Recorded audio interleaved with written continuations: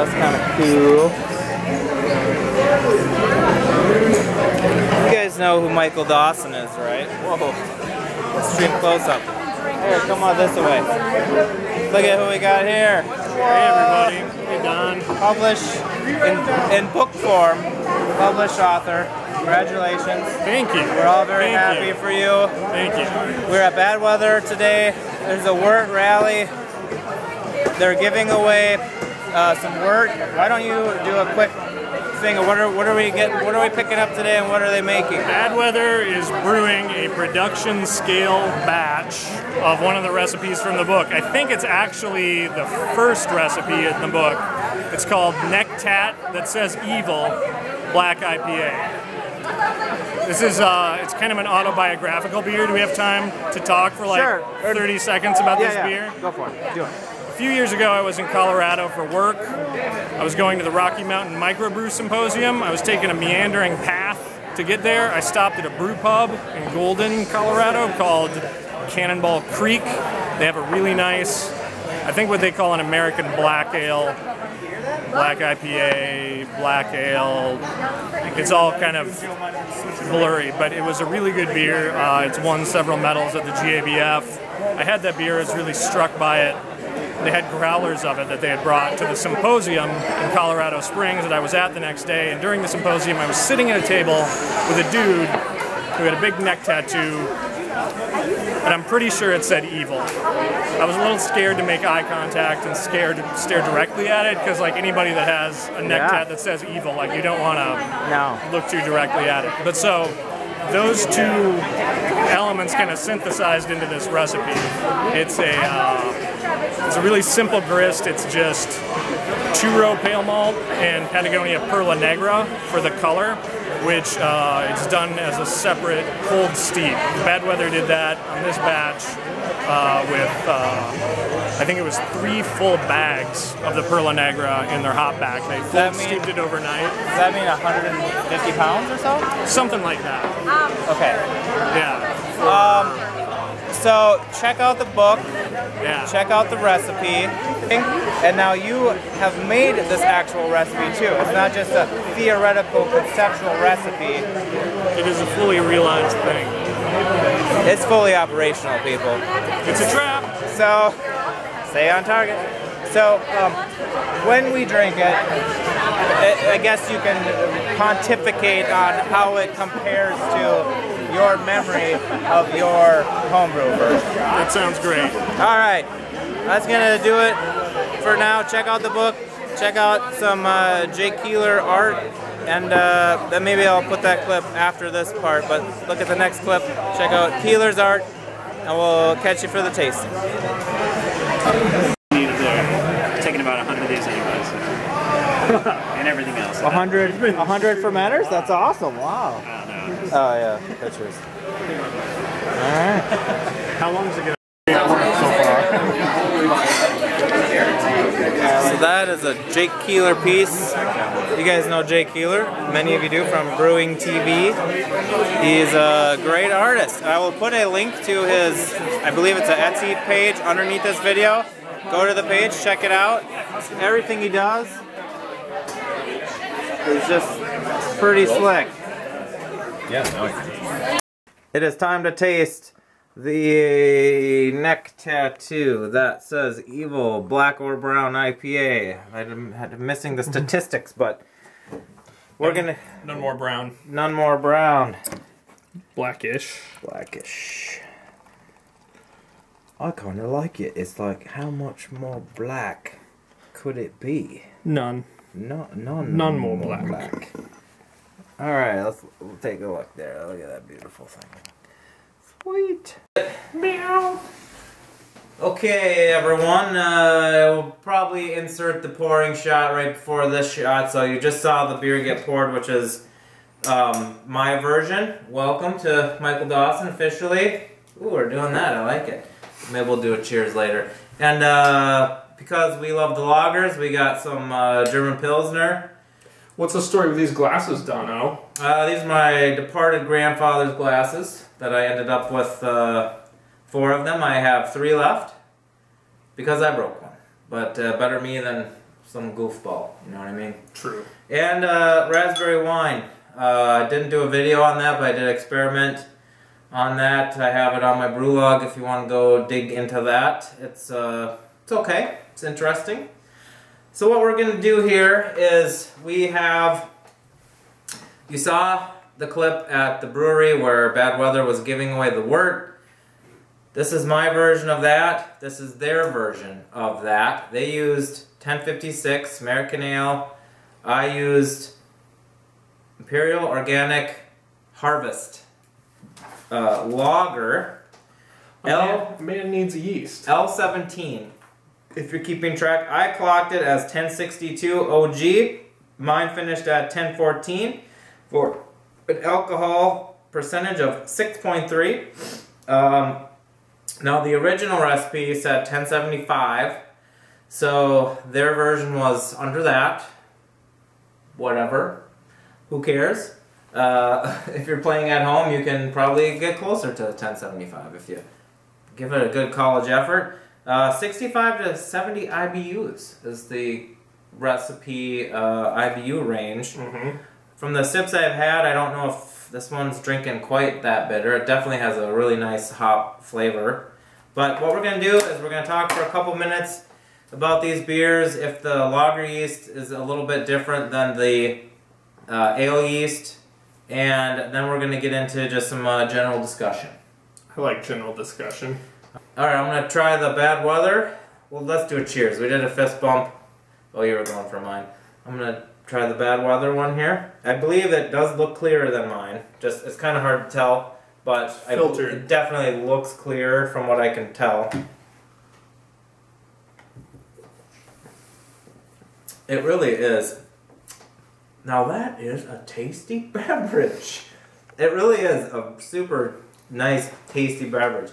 You could say that if it was supposed to be black, I would say it's not quite black. But if you made it on the homebrew level, it might be, if you made it according to the recipe. Any speculation on what could have happened and it not getting as black, or is it just hard to say? It's a little hard to say. You know, Bad Weather were those guys were super good sports about scaling up this kind of. It's a very homebrewy recipe because you do a separate cold steep of the roasted malt and then add that liquid from the cold steep into the hot wort at the end of the boil to achieve the color, and that's obviously not a practice that a lot of commercial breweries would employ or are set up to use. So nominally this beer should be kind of in the somewhere between 20 to 25 SRM. So it's not going to be, you know, pitch midnight imperial stout squid ink black. But it's like a robust porter kind of color. And I think the filtration helps with getting you there. Do you think these are different color though? They're really close. I don't think these are that different in color, other than the clarity. The clarity is, I mean, if anything, mine quite a bit higher on the Bad If Weather. anything, mine is darker because bragger. it's letting less light through. I don't know. It's reflecting more light.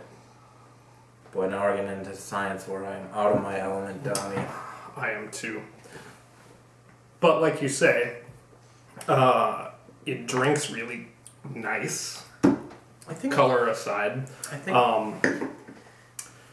Any initial impressions on any differences? You know, and I think this is probably something you could guess or anticipate just by looking at the differences on paper, but I think the hops pop a little bit more in the version with the Chico ale yeast versus Bavarian style lager yeast.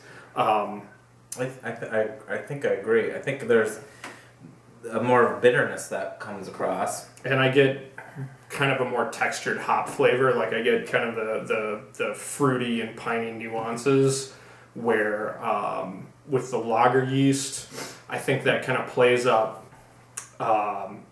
just like the bitter, more herbal aspects of the late hops, and maybe a little bit of chalkiness from the roast malt, where I feel like you get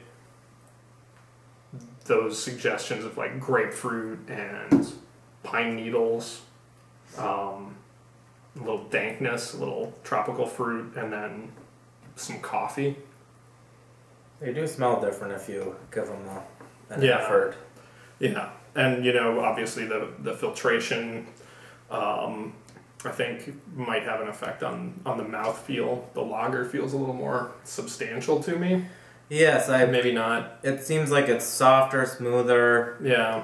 which is somewhat counterintuitive to what I think some lager yeasts do when they allow the brightness and the crispness of the malt and the hops to come through. Sometimes I think of ale yeast as softening stuff. They can be, for sure. Is this also the harvest Yes, yeast? it is Because the same yeast. same yeast, but this is like really dry, really spritzy, This was like 1005 as well. really Final gravity. really well attenuated. Well, I think it's a nice. I mean, even just based on this, I think this is probably not the best example of what the recipe in the book would yield on a home scale, but this is a very fine beer. Thanks, I think so too. And kudos to Bad Weather for helping out with the book promotion. And I may have mentioned this already previously, but I'll put a link to order the book below this video. So check that out if you have not ordered it or if you are intrigued. What I thought I would do here is sort of like a between two beers interview time. Between 8 beers. Between two ferns. So, a lot of times I got Chip, I got Paul and Chris and multiple other people, but I just have one guest. So I thought I would pick his brain on a few topics. One thing I'm interested about is homebrewers usually are brewing in the privacy of their own basement, their garage, their kitchen. They're not always making videos, writing blogs, publishing books. So you, at some point, made a transition from being the reclusive, bearded cave brewer to, I don't know what came first, but you did Brewing TV with Northern Brewer when you worked there. Yep. You maintained a blog for a while. Yep. You wrote articles and maybe still will write articles for the Growler magazine. And now you have a book published. So you're definitely a public figure. Is that part of your personality? What motivated you to get your homebrewing knowledge and experience out into the world? It's not part of my personality.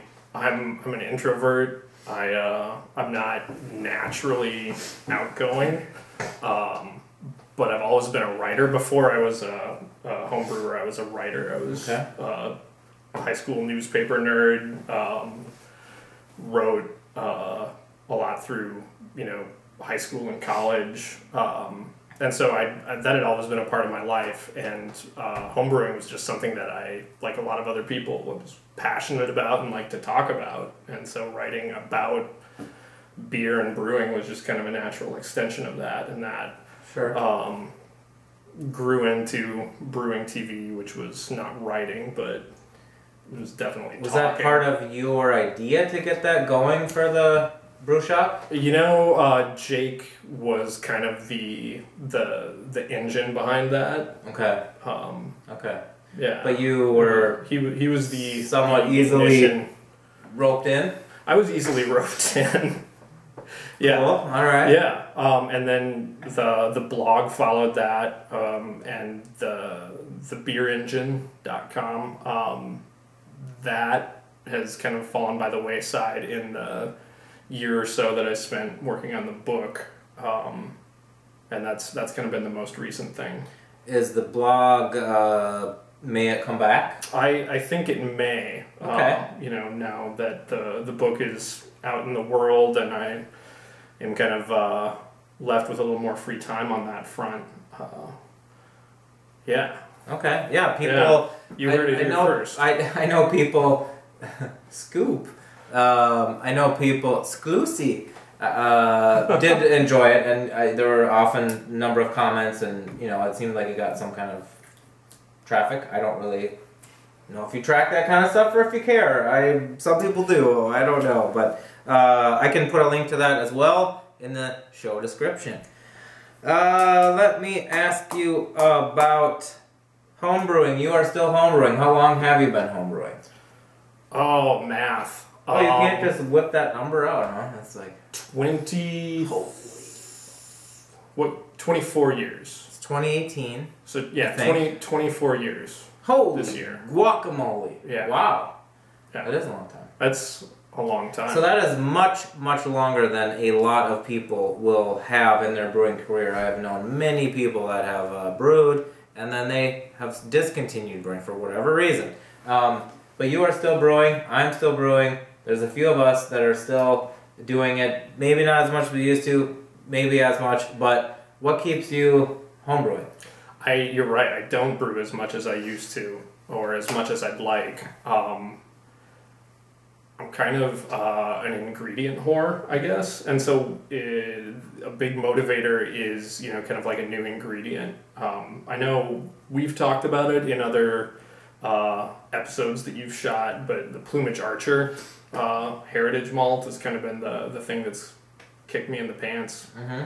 Most recently, there's another Pilsner malt that's just arriving in America this year. It's from Weirmann. It's Heraclea is the name of the barley, and it's kind of a future-proof. It's designed to be a future-proof malt that can. It's a barley that can survive in climates that malting barley has traditionally not been grown in. So you like grown trying in kind of a semi-arid environment. You like trying new things. Yeah. I mean, there's always a new thing to try in homebrewing. Pretty much ingredient, technique, equipment, style. You also do not, I won't say throw together batches, but you experiment. You just take, I have this malt, I have these hops, let's just see what happens. I totally throw batches together. That's one of the really fun things about this. You know, you've just got a bunch of stuff lying around and you can see what happens, and if it doesn't turn out, you're not out that much in the grand scheme of things. And it usually is okay. And it's, I mean, it's hard to, if you have been brewing for 20 plus years and you have some grasp on the ingredients, you're not going to hopefully make a drain pour beer. Hopefully. Yeah. The cat's getting restless. I haven't given it its beer for the day. Alright, so the camera shut off. I don't know why. We're going to pick it up where we left off. You work in the beer industry. You work for a company that is a deployment hub for a lot of ingredients. Yeah, Brewer Supply Group. Brewer Supply Group. Yeast. RAR Malting is a part of that. RAR Malting is the owner of that. Oh, okay. Yeah. So, from working in the beer industry, let's say, the commercial beer industry, what do you perceive as the there's a lot of perceiving going on, but the opinion, perception of home brewers swirling away in their houses doing their 5-gallon batches. What's your take on that? That's interesting because there's not, in terms of like the granular elemental level, there's not really a distinction, you know, from the supplier or the distributor standpoint. There's no difference really. That, you know, everybody is using the same malt, the same hops, same yeast. The access to the ingredients on the homebrew scale is kind of at an all-time high. It seems to be pretty unrestricted. Yeah. And so, you know, it's really just a question of scale from the supplier standpoint. But they look at them as sort of partners in the whole process. Well, we're all making beer. Yeah, and everybody's interested in quality and experimentation, and that's a good point. And it's even easier for the experimentation on the homebrew level, right? For sure. Yeah. Yeah. It's a great time to be alive. You heard it here first. Despite what you may read on your daily news, it is a great time to be alive. Final question. thoughts on the current or future state of the hobby of homebrewing? Yeah. You said this before we started rolling tape as well. Homebrewing is not going anywhere. There's been talk about decline in numbers, in participation, and that kind of makes sense on some level because it's never been easier to get a really good IPA, or to get a locally produced sour beer. The motivation is not always there for me. You know, if I'm going to spend a day producing an IPA, I could save myself a ton of time and go get some Summit Saga. Any number of nationally local made or nationally made IPAs that are really great and save myself a lot of time. And that is why some people get out of homebrewing, because they don't have to brew to get the stuff that they want. Which wasn't the case a dozen or more years ago, right? Having said that, the stuff that's getting harder to find, I think, is stuff like this. You know, the really elementally simple, to quote an overused phrase, sessionable beers. Those are the ones that I have to root around for in my local bottle shop. Do you make many of those kinds of beers?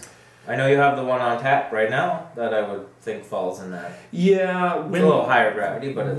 when I'm brewing for fun and not to test out a new ingredient, that's naturally kind of what I gravitate to, because that's what I enjoy drinking in quantity.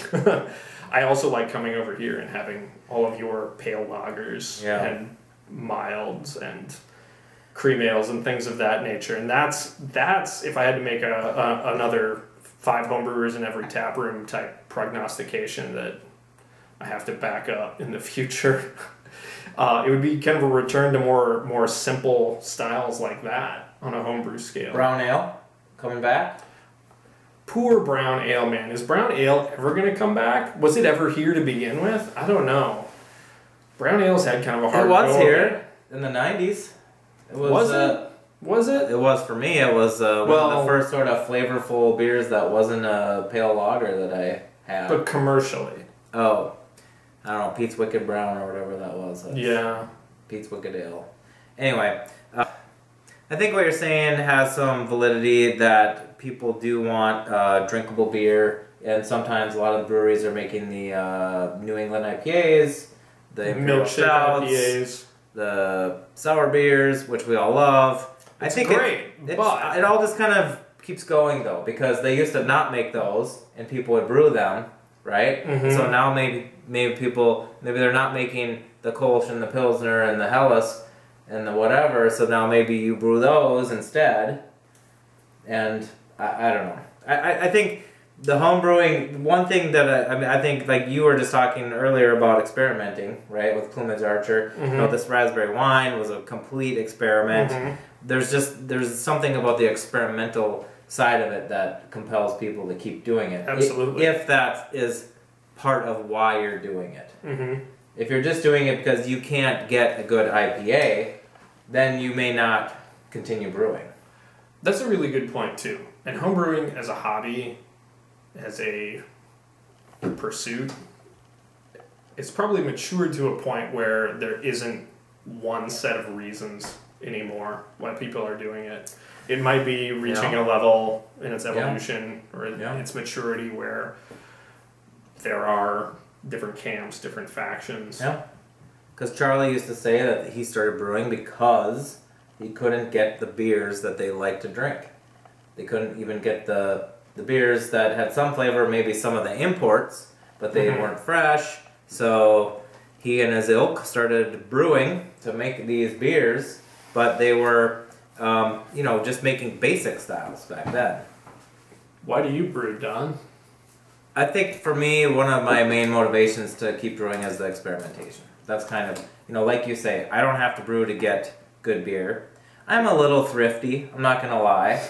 So to be able to make 5 gallons or 2 cases of excellent beer for $20 or less is definitely That's just some motivation. That's just math. Even though I could probably afford to go buy it. It's just satisfying to be able to do the work. I mean, I'm not gonna lie. Everyone loves being able to pour somebody their. I didn't make this, but you know, a Pilsner. What do I got? A Scottish-ish. I have a cider. You know, any of these things that I have on tap. It's very satisfying to be able to pour them for somebody and have it be very good, or just to drink it myself. So I mean, I like the experimentation. I also like the satisfaction. Mm-hmm. You did a reversal. I took your tablet. You reversed it. You did a switcheroonie. All right, well, let's stop switcheroonieing. Hopefully the dang thing is still rolling this time. Cheers, thanks for coming over. Thanks for I hope having me. everyone liked this Between Two Ferns with Michael Dawson. Catch you on the flip side.